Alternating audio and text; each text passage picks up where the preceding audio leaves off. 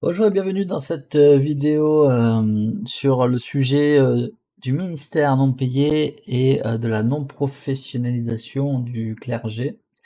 Donc le clergé, c'est toutes les personnes qui se disent prêtres ou instructeurs de la parole de Dieu, donc par rapport de la Bible. Donc il faut savoir que toutes les églises qui ont un clergé professionnel et payé ne sont pas la véritable église de Jésus-Christ, hein. Le Seigneur, quand il est venu établir son Église sur terre, il n'était pas venu pour se faire servir, mais bien pour servir. Donc voici ce que l'apôtre Pierre dit. Voici les exhortations que j'adresse aux anciens. Que les anciens, c'est toutes les personnes qui sont appelées à servir dans l'Église, qui sont parmi vous. Moi, ancien comme eux, témoin des souffrances de Christ et participant à la gloire qui doit être manifestée, donc l'expiation du Christ et la résurrection des morts du Christ. Paissez le troupeau de Dieu qui est sous votre garde, non par contrainte, mais volontairement selon Dieu, non pour un gain sordide, mais avec dévouement. Voilà, on doit le faire avec cœur et bénévolat et non pour gagner de l'argent. Non comme dominants sur eux qui vous sont échus en partage, mais en étant les modèles du troupeau. En fait, le but d'un évêque, ou le but d'un prêtre, c'est de montrer l'exemple et d'inviter les gens à faire de même. Baser son exemple sur le Seigneur Jésus-Christ, bien sûr, hein, donc suivre au mieux les enseignements que Jésus-Christ a donnés. L'apôtre Paul, dans Actes, chapitre 20, versets 25 à 35, a dit « Et maintenant, voici, je sais que vous ne me verrez plus mon visage, donc c'est avant qu'il finisse son ministère, vous tous au milieu desquels j'ai passé en prêchant le royaume de Dieu. C'est pourquoi je vous déclare aujourd'hui que je suis pur du sang de vous tous, car je vous ai annoncé tout le conseil de Dieu sans rien en cacher. » Voilà, donc il a été honnête du premier jour jusqu'à la fin.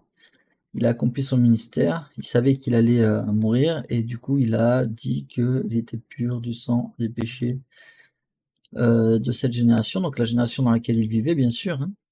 Et nous, en tant que prêtres, nous devons travailler diligemment afin d'enseigner la parole de Dieu pour devenir nous aussi peut-être, enfin peut-être, si on est honnête et sincère et qu'on donne la parole de Dieu sans rien cacher, on sera aussi, avec le temps, hein, c'est pas le cas aujourd'hui, mais on pourra devenir pur du sang et des péchés de cette génération. Alors c'est une ordonnance, hein, comme le baptême, donc on travaille tous à ce que tout le monde ait cette ordonnance de la purification.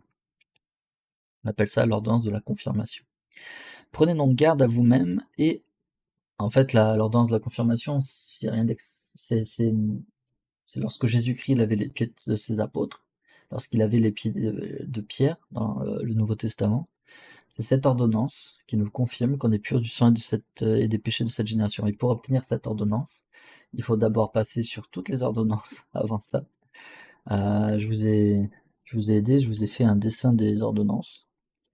Dans Plan du bonheur, hop, je vous ai fait un chemin des alliances sur toutes les ordonnances dont on doit passer.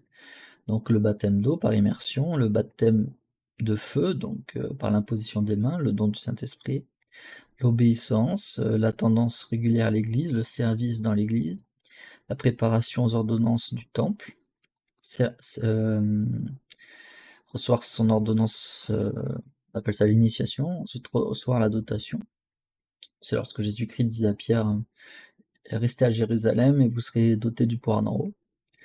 Le scellement à son conjoint, le scellement à ses parents, l'observance de toutes les lois et commandements que nous avons appris dans l'église et dans le temple jusqu'au jour de notre mort. Par exemple, si on s'engage à suivre le Christ, mais qu'après on ne veut plus, et qu'on a hâte de le servir, malheureusement on n'a pas la promesse. Donc en fait on a fait ça pour rien. C'est pour ça que l'église est là pour raviver la flamme, euh, vous aider à raviver la flamme et à démarrer cette flamme de la foi qui vous permettra d'être obéissant jusqu'à la fin de votre vie. Par contre, on a la promesse de Dieu le Père que si on est obéissant jusqu'à la fin de notre vie, on a les bénédictions qu'il nous a promises lors du baptême, de la confirmation et des autres ordonnances. Donc voilà. Si on est sincère, bien sûr, il y a toujours la grâce et la miséricorde qui jouent un rôle, parce qu'on n'est pas parfait sur terre. Une fois qu'on meurt, bah, ça y est, le jour d'épreuve est passé. Donc si on s'est préparé à recevoir si on a reçu ces ordonnances et qu'on a été fidèle, on pourra ressusciter dans le royaume céleste. Tac. Donc c'est le plus haut niveau de gloire et de bonheur en la présence de Dieu. Il y a d'autres royaumes. Donc c'est pour ça, si vous ne croyez pas en Jésus-Christ, je vous invite à vous étudier la Sainte Bible et le livre de Mormon. Parce que sans la foi en Jésus-Christ, vous êtes sûr de ne pas pouvoir aller au royaume céleste. En fait, en fait, vous êtes sûr d'échouer, à moins de croire en Jésus-Christ qu'il est le Fils unique du Père. Vous êtes sûr de... Alors vous irez pas dans un enfer sans fin avec le diable qui vous punira pour pas avoir cru. En fait, vous irez dans un royaume de gloire. Donc le plus petit, c'est les méchants qui veulent pas se repentir. Ça, c'est pour les gens honorables, donc les gens honnêtes, qui ont eu une bonne vie, mais qui n'ont pas eu le témoignage de Jésus-Christ. Et c'est dommage parce qu'avec un peu plus d'efforts, mais vraiment, vu que le Seigneur nous aide, avec plus d'efforts, ils étaient à 2 doigts de passer là. Donc n'hésitez pas si vous n'avez pas la foi, bah, à étudier. La foi se construit, hein, c'est pas tu l'as ou tu l'as pas. Je vous rappelle que l'apôtre Paul était un ennemi de Jésus-Christ à la base, hein. Il a été converti dans le chemin de Damas. Je vous rappelle que Pierre, c'était un pêcheur, hein, donc il allait chercher les poissons, c'était un travailleur, il n'avait pas d'études. Et il a nié le Christ 3 fois, et Jésus-Christ lui a dit éloigne de toi, Satan. Hein. Donc la foi se construit, il faut persévérer, il faut construire, il faut lire les Écritures, il faut prier, il faut jeûner, il faut venir à l'église, servir à l'église, il faut travailler de ses propres mains. C'est pour ça que le clergé professionnel est une honte vis-à-vis du Seigneur hein, qui a souffert pour nous. Nous devons nous servir les uns les autres, hein, c'est la base du royaume céleste. Et nous devons être comme un enfant, c'est-à-dire que nous devons nous servir les uns les autres comme un enfant et ne pas être jaloux des autres, même s'ils ont plus que nous, ou même s'ils servent moins que nous et ayant les mêmes bénédictions, on ne doit pas en être jaloux, on doit être reconnaissant que Dieu les bénit. Donc on doit vraiment être comme un enfant, ce qui met du sens. Jésus-Christ a bien dit que si on n'est pas comme un enfant, jamais de la vie on ira dans un royaume céleste. On restera dans un royaume terrestre, si on est des bonnes personnes. Et si on est des mauvaises personnes, ben, le moins haut niveau de bonheur. Donc dans tous les cas, il n'y a que pour ceux qui ont connu le Christ et qui se sont rebellés volontairement contre le Christ, et on appelle ça les fils de perdition, qui n'hériteront pas de royaume, ils seront en dessous du royaume céleste. Et eux, oui, ils vont souffrir énormément, mais on n'en parle pas trop parce que par rapport à tous les enfants de Dieu, la majorité iront dans le royaume terrestre et céleste. Voire, il y en aura très très peu qui seront ici. Mais on n'est pas là pour voir le moins bien, on est là pour travailler ici. En fait, l'objectif de l'Église de Jésus-Christ des 5 derniers jours est de vous amener ici, dans le royaume céleste de Dieu. Et c'est tout ce qu'on veut en fait. On veut pas que vous ayez dans le royaume céleste, on veut pas que vous ayez dans le royaume céleste. Donc des fois, on peut vous paraître un peu strict, mais c'est pas de la sévérité, c'est juste de l'amour. C'est de l'amour véritable. Qui voudrait que son enfant aille dans un royaume moins bien que celui que Dieu a, hein. Si c'est votre cas, repentez-vous parce que on doit tous vouloir que tout le monde aille dans le royaume céleste. C'est la base pour hériter le royaume céleste d'ailleurs. Même si on vous a offensé, vous devez pardonner et espérer que la personne aille dans ce royaume, dans tous les cas. Si vous faites pas ça et si vous priez pas pour ceux qui vous ont maltraité, bah, c'est sûr que vous allez pas y arriver en fait. Parce qu'en fait, ceux qui vous ont maltraité, c'est des gloires célestes et, et en fait, Dieu nous a demandé de les pardonner si on veut pouvoir être pardonné nous aussi. C'est pour ça qu'on doit respecter leur jugement et leur action, mais qu'ils ne s'attendent pas à être heureux, quoi. Enfin, il y aura des pleurs et des grincements de dents dans le royaume céleste. Donc même s'ils souffriront pas tel que le clergé catholique a enseigné à travers les siècles, les flammes de souffrance, non, ça c'est juste pour les fils de perdition qui ont connu le Christ et qui sont rebellés contre lui après, et qui ne se sont pas repentis jusqu'au jour de leur mort, hein, parce que quiconque se repent a droit à la miséricorde. C'est la bonne nouvelle de l'expiation d'ailleurs. Et donc en fait, voilà, pour les gens méchants, ils iront ici, les gens justes, ils iront ici, et les gens justes qui ont accepté le témoignage de Jésus-Christ et qui ont fait alliance de suivre le Christ par l'ordonnance du baptême et le don de Saint-Esprit par quelqu'un qui détient l'autorité de la sainte prêtrise de Melchizedek, donc la prêtrise selon l'ordre du Fils unique du Père. Ceux qui ont accepté donc l'Église de Jésus-Christ des 5 derniers jours de tout leur cœur, enfin l'Église de Jésus-Christ tout simplement, et les clés de la prêtrise et la sainte prêtrise pourront hériter du royaume céleste de Dieu sans aucun problème. Le Christ a payé tout ce qu'on n'a pas réussi à faire pour y aller. C'est un peu, pour ceux qui ont connu les jeux vidéo, c'est un peu un code riche. Alors il faut quand même souffrir, il faut quand même faire des choses, c'est pas facile, mais on a son aide. Donc le Seigneur, il a compenser tout ce qu'on n'a pas pu faire dans cette vie et qu'on aurait pu faire. Donc si on le désire, parce qu'on sera aussi jugé par rapport à nos désirs. Donc si vous désirez aller là, mais que vous n'avez pas été parfait, bonne nouvelle, comme tout le monde à part Jésus-Christ, personne n'est parfait, donc bonne nouvelle, Jésus-Christ a payé ce que vous deviez à la justice, il a payé vos dettes, et donc vous pourrez quand même rentrer dans le royaume céleste de Dieu. Jésus-Christ est vraiment une sorte de code triche, une sorte de bonne nouvelle, enfin même c'est une bonne nouvelle, j'en témoigne, parce que même si vous êtes imparfait, vous pouvez quand même rentrer dans le royaume céleste de Dieu, même si vous ne le méritez pas forcément entièrement. C'est pour ça que ceux qui sont dans le royaume terrestre peuvent très bien entrer dans le royaume céleste s'ils acceptent le baptême, et le baptême de feu, et comment dire, se préparent à recevoir les ordonnances du temple. Et en fait, c'est en ayant toutes les ordonnances du temple et en étant fidèles, ils pourront supporter, par la grâce et la miséricorde de l'expiation du Christ, le royaume céleste de Dieu. Et donc, pour moi, les personnes qui m'entourent et qui ne sont pas forcément membres de l'Église, je vous invite à devenir membre de l'Église, pas par orgueil, mais parce qu'en fait, l'Église de Jésus-Christ de Saint-Jour est la seule Église au monde qui détient l'autorité de la Sainte Prêtrice. C'est vraiment l'autorité de Dieu et la clé. Sans l'autorité de Dieu, vous n'avez pas le droit d'agir au nom de Dieu sur terre.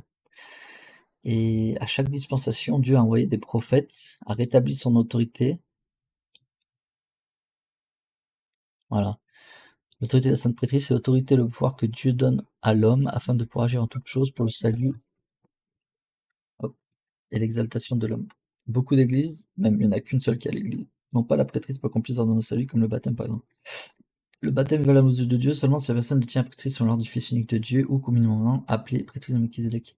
Le livre de Mormon est la preuve que seule l'Église de Jésus-Christ des saints derniers jours a reçu de Dieu l'autorité et le pouvoir d'agir en son nom pour baptiser et accomplir les ordonnances nécessaires au salut dans le royaume de Dieu. En fait, toutes les ordonnances faites par les autres églises sont des œuvres mortes et vous n'avez pas été baptisé. Et je ne sais pas comment vous le dire avec amour, c'est un sujet qui peut vous fâcher.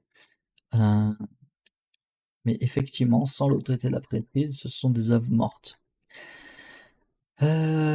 Donc en 1830, Dieu a rétabli la sainte prêtrise, donc Élie a rétabli sur un prophète, parce qu'à chaque dispensation, Dieu a rétabli la prêtrise, donc l'autorité aux hommes d'agir en son nom. On a eu Moïse, on a eu Jean-Baptiste. D'ailleurs, Jésus-Christ, il est allé voir Jean-Baptiste dans le désert, il n'est pas allé voir les prêtres actuels qui gardaient la loi de Moïse, parce qu'il a reconnu qu'il n'y avait pas d'autorité, et que l'autorité venait de Jean-Baptiste et de la sainte prêtrise. En général, Dieu travaille avec des gens humbles, il ne travaille pas avec des grands bâtiments remplis d'or, il travaille plutôt avec des bergers, des pêcheurs, des travailleurs, des gens humbles, quoi, qui sont capables d'être enseignables. Et ensuite, Dieu en 1830 a rappelé un prophète, bon, il y avait Jésus-Christ bien sûr, et après la mort des 12 apôtres, il n'y avait plus d'autorité de prêtrise jusqu'en 1830 où Dieu appela Élie pour établir la prêtrise d'Aaron, qui est la première prêtrise préparatoire pour le baptême par immersion et la rémission des péchés. Et Pierre, Jacques et Jean sont apparus et ont donné la sainte prêtrise selon l'ordre de Melchizedek à Joseph Smith. Donc Joseph Smith a été un prophète appelé, préparé et appelé par Dieu pour rétablir la prêtrise dans la dernière dispensation. Nous sommes dans la dernière dispensation. La prochaine dispensation, c'est Jésus-Christ qui va régner sur terre pendant 1000 ans. On appelle ça le millénium. Et notre rôle en tant que membre de l'Église de Jésus-Christ des Saints Derniers Jours, c'est de préparer le monde à recevoir Jésus-Christ. Donc pour recevoir Jésus-Christ, il faut l'accepter, le connaître, donc grâce aux Saintes Écritures, la prière, le jeûne et la mise en pratique des Écritures et de sa parole dans la Bible et dans le livre Mormon. Et bien sûr, on prépare les gens à être fidèles au Seigneur, parce que si vous êtes fidèle au Seigneur avant qu'il vienne, vous serez fidèle au Seigneur quand il sera là. Et c'est grâce à ces personnes qui seront fortes dans la foi au Christ, qui auront beaucoup étudié les Écritures, qui auront beaucoup prié, beaucoup jeûné, que le Seigneur va pouvoir revenir sur terre en gloire et régner. Et pendant 1000 ans, il n'y aura plus de méchanceté sur terre. Donc, fini les meurtres, les assassinats, les vols, les adultères, etc., etc. Nous pourrons vivre en paix pendant 1000 ans. Et tant que nous ne sommes pas un peuple digne, comme l'a dit l'apôtre Paul, une nation royale, une sainte prêtrise, nous ne pourrons en aucune façon nous attendent à ce que Jésus-Christ revienne sur terre. Et donc on est pénalisé parce qu'on va devoir supporter la méchanceté des méchants le temps qu'on se repente et qu'on s'améliore. Voilà. Donc n'hésitez pas à en apprendre plus sur le millénium. C'est un sujet qui est dans le Nouveau Testament, dans l'Apocalypse de Jean. Donc Apocalypse, ça veut juste dire révélation, hein, il n'y a rien de négatif. C'est la révélation de Jean. Ça vient du mot apocalypsie, qui veut dire révélation en grec. Donc rien de négatif. Voilà, donc déjà vous devez rencontrer les missionnaires pour vous préparer à l'ordonnance du baptême, parce que c'est pas tout le monde qui peut être baptisé. Il faut se qualifier. Donc vous avez des leçons à suivre avec les missionnaires et ça peut être difficile, hein. Par exemple, faut arrêter la pornographie, faut arrêter la drogue, enfin il y a des choses à faire pour qu'on puisse être digne d'entrer dans le baptême. Et une fois qu'on rentre dans le baptême, c'est un engagement à suivre les enseignements de Jésus-Christ, donc c'est une porte d'entrée et pas une porte d'arrivée. Voilà. Donc c'est pas parce qu'on est baptisé qu'on sera homme de Dieu comme beaucoup de personnes dans d'autres religions pensent. Le baptême, c'est pas une porte d'arrivée. C'est pas j'ai été baptisé donc j'ai dans le royaume de Dieu. Non, ça marche pas comme ça. Le baptême est une porte d'entrée, est un engagement à vivre à chaque jour de notre vie comme le Christ a vécu. Donc ça demande beaucoup de travail et beaucoup d'efforts, mais qui deviennent joyeux au fil du temps, donc rassurez-vous, hein. Dieu ne nous aurait pas commandé à faire quelque chose si on n'était pas capable de le faire ou s'il ne nous avait pas préparé ou donné la force pour le faire. Et la confirmation qui est le don du Saint-Esprit, donc un détenteur de la prêtrise de Melchizedek vous impose les mains sur votre tête. On peut être plusieurs, mais il y en a qu'un qui fait l'ordonnance, qui pratique l'ordonnance, et il vous donne et vous confirme et vous donne le Saint-Esprit.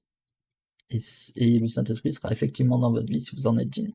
Si vous n'en êtes pas digne, cette ordonnance ne vous sert à rien.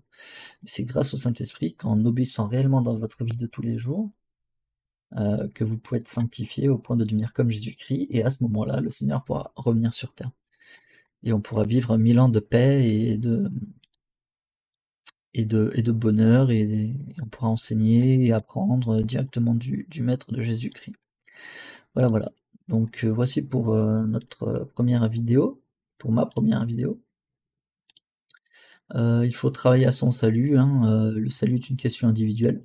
Donc c'est pour ça, continuez à regarder mes vidéos, je vais tout faire pour vous faciliter la tâche et vous motiver à le faire, comme je l'ai fait, comme je suis très heureux de le faire, parce que c'est vraiment quelque chose d'exceptionnellement joyeux, épanouissant, et je ne trouve pas une joie aussi grande dans tout ce que j'ai pu faire dans le monde. Par d'attractions, jeux vidéo, vélo, j'ai fait beaucoup de choses, j'ai fait du bateau, j'ai fait de l'avion en première classe, je suis allé aux États-Unis, j'ai fait du ski beaucoup. Il n'y a rien au monde qui m'a donné une si grande joie que d'apprendre les Saintes Écritures. Et si vous avez un peu la paresse d'apprendre les Saintes Écritures, nous avons du matériel formidable. Vous pouvez aller dans Annex, sur mon serveur Discord, et vous pouvez regarder ce petit dessin animé qui s'appelle Superbook. Ne le sous-estimez pas parce qu'il respecte vraiment bien la Bible sur Louis II, et ça vous permet de connaître la Bible sans vous prendre la tête. Et en plus, il y a un peu d'humour, c'est vraiment bien fait, je suis impressionné, hein, de la qualité du dessin animé. Aussi, il y a un catholique qui explique bien certains principes comme l'assomption et la relation qu'on a avec Dieu. Il y a juste au niveau de la Trinité qu'on n'est pas d'accord, mais mis à part la doctrine de la Trinité, je le recommande, il est vraiment bien. Il y a un peu de la politique aussi, donc faites attention. Gad Elmaleh qui est vraiment bien. Voilà, le livre de Mormon, toute la merveille du livre de Mormon, c'est incroyable. À quel point ce livre a été créé par la main de Dieu. Ici, c'est la raison pourquoi Dieu continue de nous parler à travers ses saints prophètes. Et aujourd'hui, nous avons la chance et l'honneur de pouvoir écouter des prophètes vivants qui nous guident en 2024 pour savoir comment réagir à quelques situations. Alors, il suffit de prendre celui qui vous plaît le plus. C'est pas forcément David Abednar pour moi, mais je prends lui comme exemple. Donc, une fois que vous avez pris l'apôtre qui vous plaît le plus, vous regardez les titres, et s'il y a un titre qui vous parle, cliquez dessus et juste lancez et écoutez. Même pendant que vous faites une action autre, vous pouvez l'écouter dans la voiture, vous pouvez l'écouter dans certains travails si vous avez de gros écouteurs. Donc c'est vraiment bien fait, franchement, je vous le recommande. Donc c'est dans Prophète et Apôtre, dans mon Discord. C'est littéralement des prophètes vivants. C'est un peu comme Pierre, Jacques et Jean, sauf que c'est pas les mêmes noms. Donc écoutez-les, le Christ parle à travers eux, et je peux vous en témoigner que le Christ vivant, ressuscité, parle à travers les saints prophètes vivants. Et ces 15 hommes magnifiques. On a le collège des 12, comme à l'époque de Jésus-Christ, et je pense à cause du nombre de membres qui n'a jamais été aussi grand qu'à l'époque de Jésus-Christ, nous avons 3 apôtres supplémentaires, donc le président et les 2 conseillers. Donc nous avons 15 apôtres vivants, voyants et révélateurs, et le Christ vivant parle à travers eux. Voilà. Donc les fruits de l'Église de Jésus-Christ des 5 derniers jours sont vraiment bien.